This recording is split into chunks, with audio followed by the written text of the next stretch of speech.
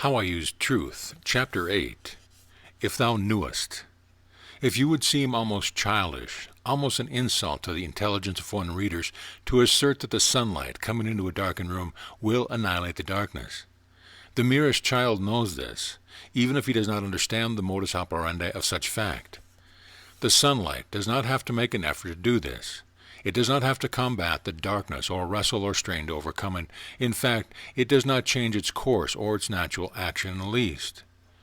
It just goes on calmly, radiating itself as usual, and yet the darkness is annihilated the instant it is touched by the light. Why? Because the darkness is not an entity having a reality of its own. It is no thing. It is simply the absence of a positive real something. When there is made a way for the something to rush in and to fill to fullness the empty space, the no thing then is the nothing. The darkness annihilated, destroyed, healed, all there is left is the something, the light. Where did the darkness go? It did not go anywhere because it was not. It had not existed. It was simply the lack of something. And when the lack was filled, there was no longer any lack. So it is with all negation, with all that is not good, not light, not love, not health, not wholeness. They are each and every one the absence of the real, and they are all annihilated or healed by letting in a something, a real substance that fills the vacuum. Remembering that the things that are seen are the temporal and the unreal, which pass away, while the things that are not seen are the eternal, the real. Let us carry this thought of the no thing a little further. Unhappiness is not a reality because it is not eternal. It belongs in the category of things that pass away. Envy, selfishness, jealousy, fear, and so forth are not real entities in our lives. Each is a lack of love, its positive opposite. Lack of temporal good, lack of health, lack of wisdom, these things do not belong to the kingdom of the real, because they are all temporal things that will, as the philosopher Epictetus said, pass away. Nothing is real except the eternal, that which is based on the real substance God, that which can never be changed or made less by any external circumstance whatever. Does this not make a little clearer and more acceptable, a little less antagonistic, the often repeated statement, there is no evil, sickness is not real, sin is not real, and so forth? I repeat, nothing is real that is not eternal, and all conditions of apparent evil, of sickness, poverty, fear, and so forth, are not things, not entities in themselves, but they are simply an absence of the opposite good, just as darkness is the absence of light. In the deepest reality there is never an absence of the good anywhere, for that would mean absence of God. God as life, wisdom, love, substance, fills every place and space of the universe, or else God is not omnipresent. Who shall dare say God is not? Eventually our best healing of wrong conditions and human suffering is done when we recognize and affirm this great whole of truth, the omnipresence of God, refusing absolutely to recognize anything else. The only absence that exists is in our consciousness or lower senses, but in order to bring this matter to the human understanding piecemeal, to break the bread so that each shall have the portion which he is able with his present growth to take, let us take up a little detail. Your friend is, to all appearances, very ill. God is life, all the life there is in the universe. Is your friend's illness an entity, a real thing, that is, an eternal thing? No, it is rather like the darkened room, needing only the light to heal, an absence of perfect life in the body. Would not the incoming of newness of life, this perfect life, to all the diseased atoms heal and renew and make alive? Of course. Well, how are we to let in this fullness of life? Well, we shall see later. Take another example, for bodily illness is one of the least of the woes of blinded humanity with which we have to deal.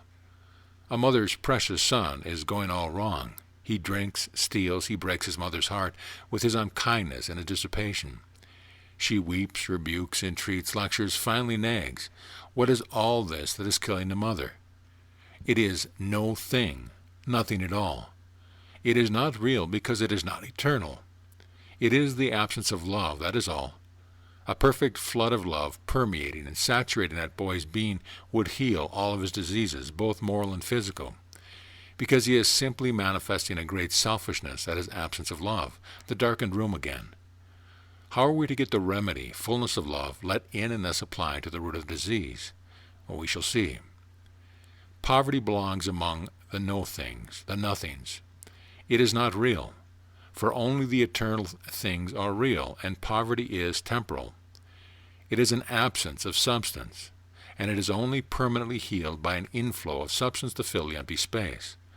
Sin is not real, for it is not eternal. It is failure to reach the mark. It is a blind, ignorant outreaching of the human for something not possessed, the sinner desiring and hoping thereby to gain happiness.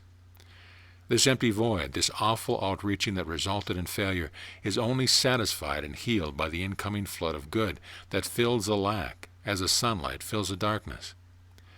In overcoming undesirable conditions in your life, there are two ways of arriving in our consciousness at the realization of the omnipresence of God, the great comprehensive truth which heals all manner of disease and which makes free.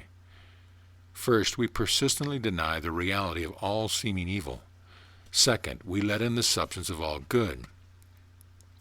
Everything undesirable passes away if we refuse to give it recognition by word, deed, or thought as a reality. This we can do more easily when we remember that nothing is real except the eternal. Paul said, "Do not make room for the devil." It has no existence whatever any more than has the darkness that often causes us fear and suffering. It has no more reality, remembering what is real, than the fiction of dreams. When one awakens from an unpleasant dream, some moments of assertion to oneself that it was only a dream, not real, are required for the heart's normal action return and the natural breathing is restored. Even with one eyes wide open, the dream seems strangely real. But we all know that it was a delusion of the senses, nothing else.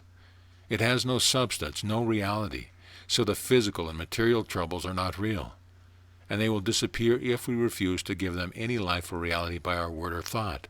Let us rejoice in words of thanksgiving, that this is one of God's ways, simply that evils are not. This is our first step. Now for the second step. Had a person any true conception of the gift of God to him, nothing in the created world would be able to withstand his power. We speak of a person's gift without realizing how truly we are speaking. We say he is gifted in this way or that, as though he were in possession by nature of some remarkable ability inherited from parents, or created by a peculiar environment. While many of us are ready to acknowledge in a general way that every generous act of giving, with every perfect gift, is from above, coming down from the Father of lights. Even we are not prepared for the reception of a marvelous truth of endowment from the source.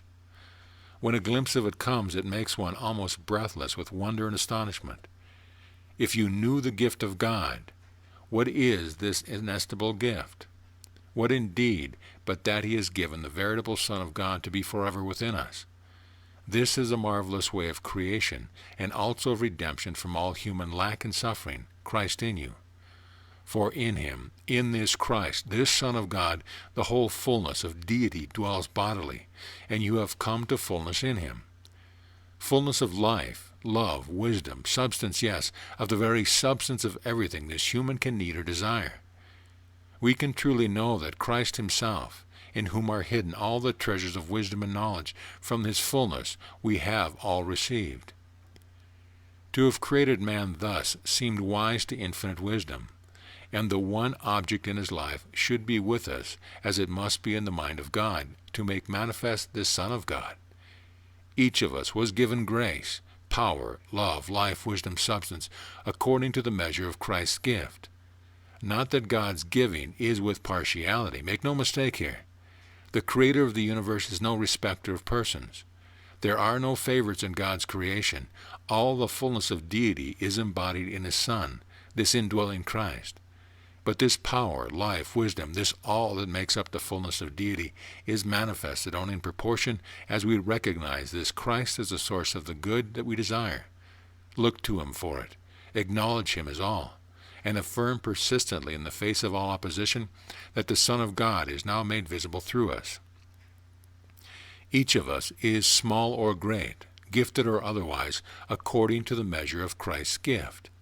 We receive consciously. There must be an incoming of this divine Son of God to our conscious mind.